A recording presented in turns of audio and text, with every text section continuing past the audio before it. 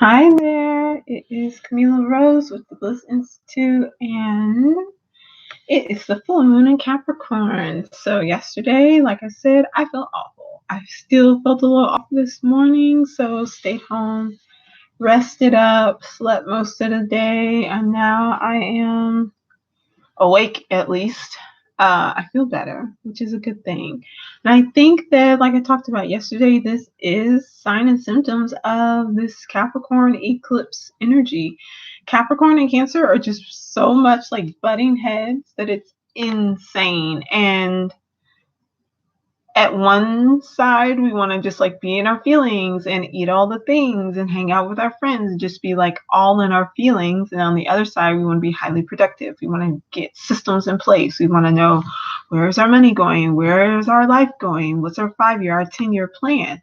So that's kind of like that, finding that balance between Capricorn energy and Cancer energy. And with that, as it is full moon, I don't know if you all participate in full moon rituals, but if you do, a great way to kind of have that put together is to, and I'll pull out my paper so I can show you, which is not necessarily what I may be doing this full moon, but what you'll want to do is you'll want to have, let's see if I have any just regular sheets of paper. Get you a sheet of paper, get you a journal, get you a binder, somewhere where you can keep up with things and you follow up with them. And you'll have 5 categories, I believe. And from those 5 categories, you'll write out goals. And these should be something, now if you do not already have goals written out for the year, you would use those. So if you have goals that you made in the summer solstice, if you have goals that you made at the beginning of the year, whichever goals that you have for yourself, you will use those. These are checkpoint times. So new moon is a time to kind of revise, edit, see what you've accomplished, just check in. And then full moon is time for really kind of shining light on what's working and what's not working. Maybe put an extra little into your rituals or into your practices to just kind of reinforce or to recommit yourself to your goals and to your objectives that you set for yourself. So what you want to do is you'll want to have a physical. So this would be like body related. You want to have an emotional. So this would be, or psychological, depending on how you want to look at it. Then, so this could be like self-care related. If you are seeing a therapist, this could be goals related to therapy. If this is, you're working on some personal relationship things, you could put that in there. That could be in that core category. You'll have a mental, and this will be something that you're learning about or a thought processy that you're changing. And then you'll have a spiritual. So this can be your special practice, anything that you use that's related to your spirituality. So we have physical, emotional, mental, spiritual, and just maybe personal if you feel like you need additional goals. Now, of course, I always say not to have too many goals. So maybe have 1 goal each, 2 goals each. So goals will be very large. They will be using SMART goals. So they will be timely, something, so you need to have an actual date when you want to achieve this. They will be reasonable. They'll be realistic, something you can actually achieve. You'll use those kind of things measurable. So like, say if your physical goal is to work out 5 days out of the week, then you can actually count how many times you've worked out. You can actually say, okay, I worked out on this day. You know, you can measure that. You can get that done within a time frame. It is reasonable. Perhaps maybe you need to change it. I don't know what your schedule looks like. So you want to go in and kind of, and it's specific, so you know exactly what it is that you're working towards. So you want to go in and you'll have these different areas. And maybe you'll have a financial goal. It just kind of depends on how you look at things. I usually put financial maybe under physical, because these actually relate to the 4 elements. So earth, is the body, it's material things, and it's money. And then you have air, which is education. It's any of your like thought processes. You have fire, which is relationships and kind of, I guess, personal goals, because you'll need willpower in order to be able to achieve them. And then you have water, which is emotional and psychological. And these all kind of tie in together. And the spiritual can go under air, or it can go under fire, or it can go under the fifth, which is ether. Can be spiritual. All right. So as you see, we'll have those, and you can kind of have it set up like that. And you can use that to actually plan out some goals. And this way, I've found is really good to tie into the Capricorn energy. We've had Saturn in Capricorn, we have had Pluto in Capricorn, and they have been like beating on everyone's heads to get themselves together. So you've got about 6 months left until 2020, and that is when numerically, energetically, we enter into the 20 year, which is the Judgment card. So like it's kind of getting down to a wire for like some big changes to actually come forth. And you want to be ready so that you can assess what you need to and really get 2020 set up so that in 2021 you have access to the world. And that's where we're really heading before we start off again and before we begin a new cycle. And then with 2020, that's a 4 year. So it's all about foundation. It's going to be all about our home life, about our grounding and our relationships that build us up. It's going to be a very grounding year. This year is a 3 year.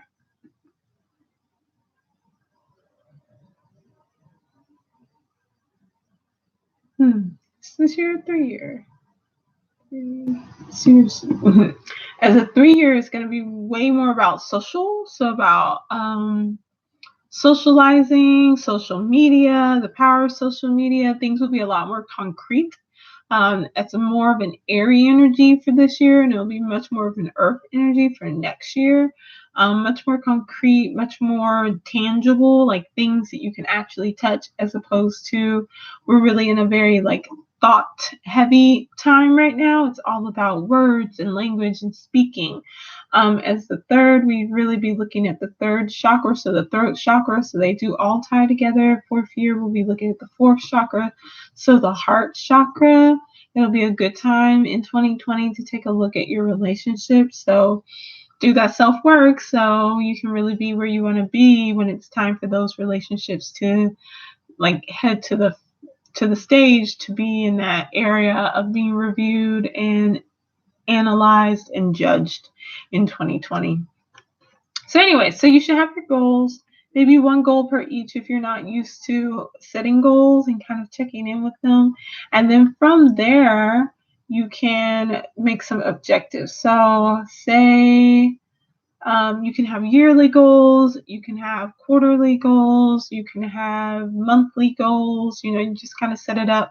So overall, what you can do is set some very broad, large goals for the year. And then you would divide that up into what would need to be done each quarter, and then divide that up further again to what would need to be done each month. And then you look at what you would need to do each week to be able to meet kind of that overall larger yearly goal. Now, if you're a person who you don't want to be that specific, you don't have to go that small as per week, but you can go to like quarterly and say, okay, in this quarter, I need to get this done in order to meet my long-term yearly goal. Because say like you're in sales and you have a quarterly goal, well, even if you know that it's slow in October, trying to think of when their financial year starts. I know ours runs October to October to January. So if you know that things are slow in October but you know that you get that pickup in December for sales, that's why they have Black Friday in November when businesses can move into the black. It helps you make up for what you've missed before. So say you set some goals and you know that it's harder for you to exercise or to keep things on a schedule during the summer, but it's easier once school starts. If you have kids, then okay, maybe I won't be able to meet the goal of working out so many days in the summer, but I can make up for it and I can get back on track in the school year. You just have to kind of know yourself. So it's also good to be very kind and gentle, which is why you have these check-ins on the new moon and the full moon. So that's twice a month, so that you can actually see, okay, it's not reasonable. This is not something that I can actually stick to and accomplish to set this goal for this time period. I need to change it and amend it to this, because this is something that I can actually do, and then have like a push, like a stretch to go with that. So for me, for instance, I've been working on my budget. That's been my huge focus area for the last month and a half. And so I had set my first month, which I've talked about. All I did was I just went back. So I pulled my 6 months, and this was in June. In June, I pulled the 6 months prior, that I could find for all my statements, for all my accounts and bills and everything like that. Not all my bills, but my debt, because I want to pay off debt. So I went and pulled those statements, and then I kind of went through just the last 2 or 3 to see okay, what are the actual expenses that need to be paid? And then I saw how much those cost. 1, so that I could know how much I was actually paying, and 2, so I could look and see where do I need to maybe cut back on some things and see if I can get some bills lower. And then I went and just reviewed okay, this is just how much I spent. This is how much was coming out of my account. So then I have one side, I have actual bills that need to be paid that will be coming out. They're all in auto draft, so they're coming out. And then I could see also what was the average for them. So for some that are variables, such as electricity, or I'm trying to think if I really have any other variable expenses. I think all of my other bills generally cost the same amount every month. So electricity is probably the only one that's a variable expense for me, because my water bill is included with my rent, and it's generally I just budget $30 for it a month. So that's pretty much the only one that I'm not actually too sure. But some of them I found do fluctuate a little bit. I have an Etsy shop, and that one fluctuates a little bit depending on how many items I have, how many items I sell, or something like that. So there are some that I just like to keep up with, so that I know how much I actually need to have in my account. So then after that, you start making a budget. So you take all those expenses, at least that's what I've done. I've taken all those expenses, and I've seen, okay, these are the ones that I need to have money for. And then I was all right, now there's other stuff I need: food, gas, beauty, spending money, which I label as entertainment. And I pulled those ones that I could think of immediately out. And so those became my envelopes that I would carry with me, because I moved to a cash system. I then had to figure out how much I needed each week. And then I had to figure out how much, since I get paid bi-weekly for the envelopes, how much I needed to take it out from the bank every other week, every time I got paid. And then I needed to add that into my budget, so I could actually see, okay, do I actually have enough money to afford to put into these envelopes? So going through expenses that have to get paid, going through envelopes, figuring out how much that money I actually have to go into there, and then going into, okay, what extra money do I have for a debt snowball? What extra money do I have for, and I factored in my debt and regular card payments and things like that as expenses, as well as my savings, because I do still want to continue to build my savings. So all of that to say, coming out with a budget was a huge part of what I've done for the last month and a half, and it falls under more of that earthly realm, more of that Capricorn energy of really getting that systems into place and to get a functioning program for how to manage my money. And then from there, as I've set the foundation for that, I've been able to look at some new goals. I figured out that I needed car money for car maintenance, to get my oil changed, to get new tires, to get registration paid, all of that fun stuff. I like to work out because I'm on a health journey. And so I need tennis shoes, I need workout bras, so I need a clothes fund. And then on the chance that I need to buy new clothes for work, I again need clothing money. I don't want to have to be pulling out of savings or going over my budget just to be able to buy a dress or something or some shoes for work. So figuring out additional envelopes I needed, figuring out that I needed sinking funds for holidays, and because the big one that came up was in the summer solstice, it was about to be summer solstice, and I was like, oh my gosh, okay, like I need to actually have money set aside because I always have something to do for each solstice and each equinox. And then I was like, okay, there are holidays that I like to go out and buy myself maybe a special meal or a treat or something like that. I need money set aside for that so that I don't have to be concerned about, okay, what happens then? And I was like, oh my gosh, it's this end of the year or getting close to that second half of the year. I'm going to need Christmas, Thanksgiving, my sister's birthdays in December. Like there's all these things that were like, oh my gosh, okay, I actually have to look at this. And then I realized on top of that my savings weren't as split as I thought they were. And so I needed to get really clear about which saving was for what and what to do with what money.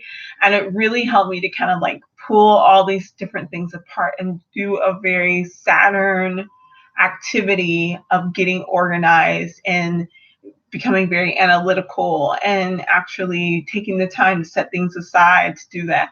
So now I actually have some financial goals related to just my budget, related to debt, related to savings. And I also have some financial goals related to money that I would like to earn related to the Bliss Institute. But perhaps I'll shift those over depending on how I want to look at it on really building an audience with the Bliss Institute and then looking on the financial side. So like it would shift then not so much from the earthly standpoint, but more to air or to fire. And so that is, again, like the ways that we think about and we organize, even that is related to a bit of that Saturn energy, in that it is very into how we organize the world around us and the things that we would like to achieve. So all that to say, when you come up on, say, a full moon, you can, of course, do your baths, have your elixirs, light your candles, do your candle magic, do your petitions, do your ritual work, but also like have a plan and a system for what you're working towards. Of course, it's wonderful to be able to just say like general good being and well-being and all of that, but it's more powerful to be able to really focus your energy on a specific outcome and on something that you're really looking for. And maybe it doesn't have to be per se so specific like color and size and all these other things, but it like the feeling for me, and I'm into human design. I'm a projector who's what do they call it? Non-distinct, non-something. So the list things, like being very like the people who are like, oh, I made a list of the kind of partner I wanted, I put all the details in, and then I got exactly that. That doesn't work for me. I'm splenic authority. I'm feeling driven, intuition driven. So for me, if I focus more so on the feeling, like when I was really into financial and money magic, money manifestation, I was just like, okay, I had to take all the pressure off of it, or it was too much for me. And I would get in my own way. So I would just be like, okay, I think it'd be really fun to make this amount of money. And I would just put that out there and I'd leave it, because I'd be like, oh my gosh, it'd be super cool to see like what I could spend it on, or what I could buy, or where I could go, or what I could save. And I would just think about all like how it would be really cool to make this amount of money because of what I could do with it, and just seeing what that experience would feel like and be like. So I did that when I first started working, when I was in graduate school, had no job, did that and found the job. And then I did that when I started my job that I'm in now. And then I'm getting back into that because I realized like 2 years ago, I reached that goal that I had. And so I was like, and so now I am like in reflection, I'm like, okay, I think it'd be really cool to know what it's like to make 100,000 a year, and just like, what could I do with that money?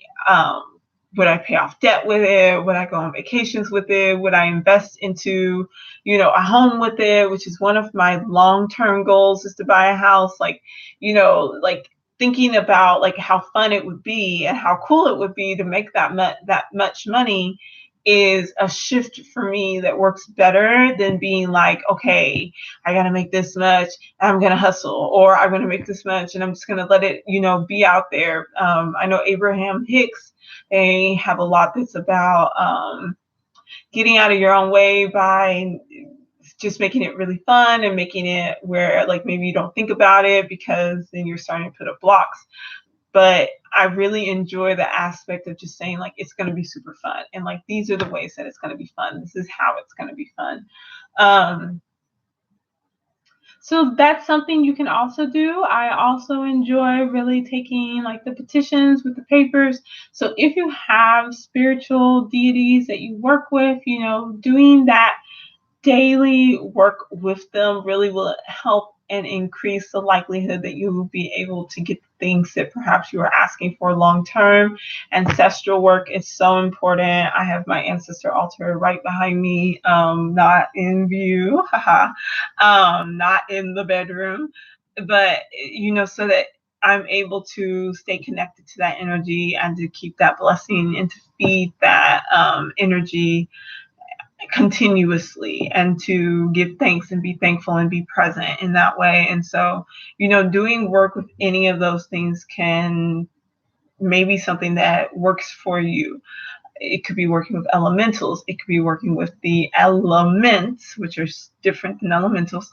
It could be working with if you see yourself as God or your higher self, or your archangels, whomever, making sure that that's something that is consistent, that you are putting energy and time, because it is the energy that builds the connection. It is the time and the effort that you put into things and the thought that builds the connection, not necessarily the stuff. It's not the 500 crystals. It's not the big elaborate altars. It's not the candles. It's not any of those things. Now they do assist, they add to it, but it's really that energy that you're putting forth into it to make and build and buy. All of that is energy that you're feeding into whatever it is that you're hoping to get a return on. So it's like a ROI, return on investment. So the more energy that you put into it, the more that you'll be able to get out from it. And so taking even this time, this mental process time of developing and creating plans and creating drafts and writing it out is energy that you're putting forth into actually being able to manifest what it is that you desire. So I would say definitely, if you've made yearly goals in January, to review your goals. I would also say that if you feel really stressed or really tired, to not do anything, just chill out and rest. I had to, like I said, I was out yesterday. I was out this morning. Like I was completely and totally drained. So do what works for you right now. That really is that balance that needs to be had between Cancer and Capricorn. But if you do have that energy and you do feel that pull and that push to go ahead and start working out some of these specifics and some of these things that need to be ironed out, like what's hidden within is going to come out, and it's going to come out at the latest 2020 or throughout the year of 2020. So it is best to kind of do some of this work now and to do that digging now, so that you are able to bring these things and integrate them and bring them into the light, so that when it's time for 2020 to come, everything's already out there and it's laid bare, and they see the plans, they the energy has been put forth into the plans for how you would like to shift your shadows so that it's not like this harsh, like pulling up and like being drudged up from the depths of the underworld to try to actually get you to make some change and to make some progress. It's a lot of work. I don't think it's necessarily going to be super easy. I think that it will take some sacrifice. Wonderful, lovely Capricorn. But I think that if we look at the areas in our charts that are opposite Saturn, or look at the sign that Saturn is in. Look at the opposite sign of that. So I have Saturn and Sagittarius. So the opposite sign of Sagittarius is, I think, Gemini. I'm not even sure. Okay, hold on. Yeah, Gemini, because it's the third one. So the kind of gold, the gift, the way to move through Saturn deep energy is use Gemini qualities. To use the gift of communication, the gift of intellect, the gift of childlike fun and creativity and naivete and all of that to help me to navigate this very strict kind of, what is it? I would think like religious dogmatic way of doing things, which gets you stuck into a rut, which is the like shadow side of Sagittarian energy, to get out of that. So it's like, okay, I have to keep things light and I have to keep things fun, but I also have to keep things orderly and like really like talk it out, which is partly what I'm doing now. So look and see where your Saturn is, look and see what sign it's in, and then look and see what the opposite of that is for that really deep shadow work. You'll look and see where Pluto is, and you'll look in your chart, and then you'll look and see what sign Pluto is in, and then you'll look and see what the opposite of that. Pluto is one of the slower moving, I guess it's not a planet anymore, but slower moving planets. I'm going to call it a planet.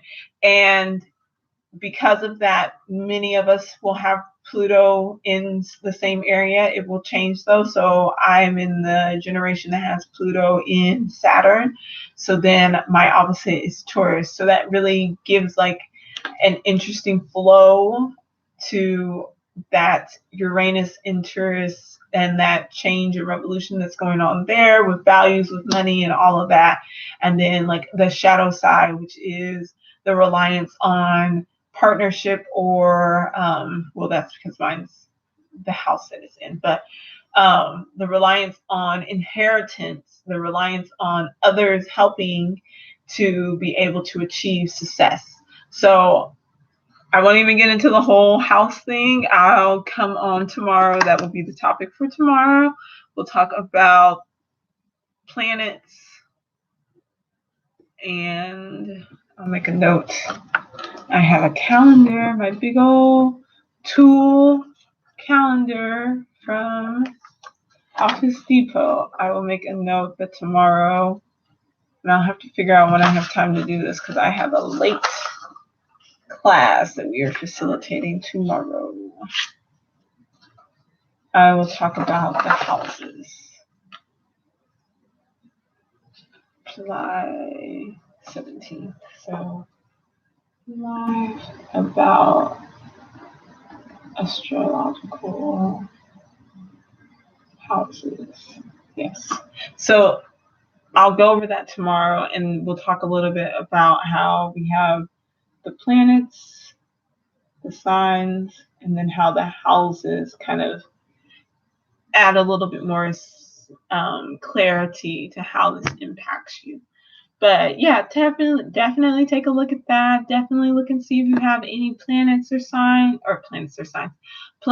in Capricorn, anything going on in Cancer, anything going on with Saturn or Pluto, as these will kind of impact your relationships to these different areas.